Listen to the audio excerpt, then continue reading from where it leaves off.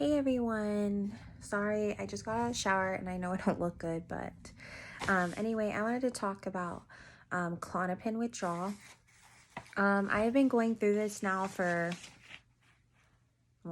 almost a year, and so I just want to tell you my story so far. Hopefully it will kind of put you guys at ease that we have similar symptoms. So I'm going to start off with my story, starting how I got there. October 5th of 2019, we were leaving, me and my boyfriend were going on a trip on a cruise for 7 days to the Caribbean and 3 days at Walt Disney World. And this is the first time I've been on a trip without my family, and my boyfriend doesn't travel much, so I had to make all the reservations, do all that stressful stuff myself, which it's fine, no big deal.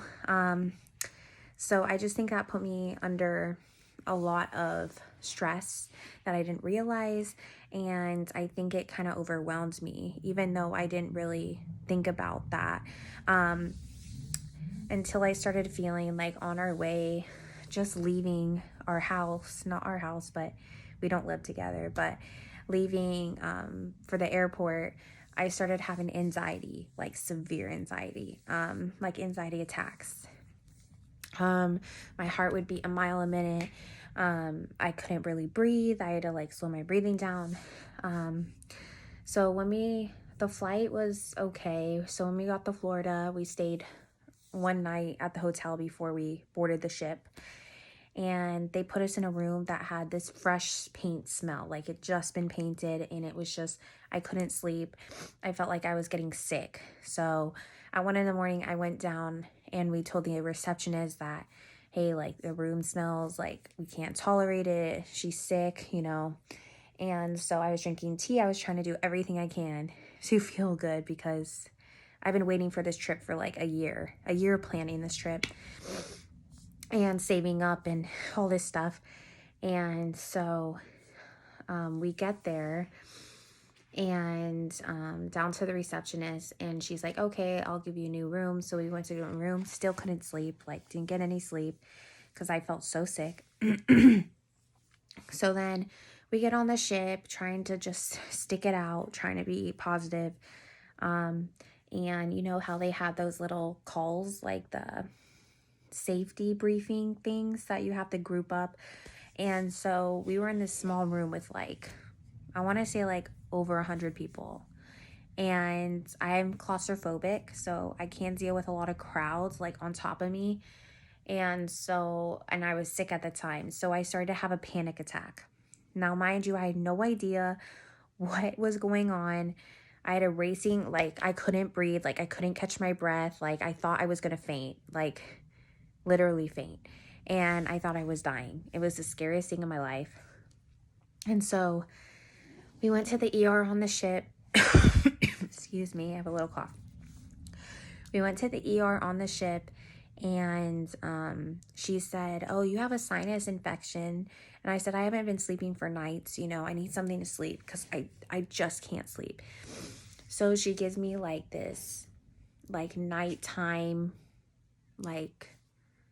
medicine that you drink, and I think it had alcohol in it to help me sleep. So it really did help me feel better. She also put me on what are they called, those packs, those Z packs to help me get over my infection. And so then I started to feel better. And so before all of this, I was hoping to get engaged on this trip. It was my number one.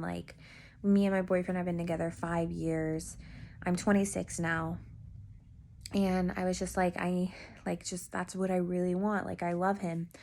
And so his best friend would be like, oh, it's coming, egging me on, And, my girls at work would be like, yeah, he's probably going to ask you on a trip, getting my hopes up, expectations way too high, which I shouldn't have.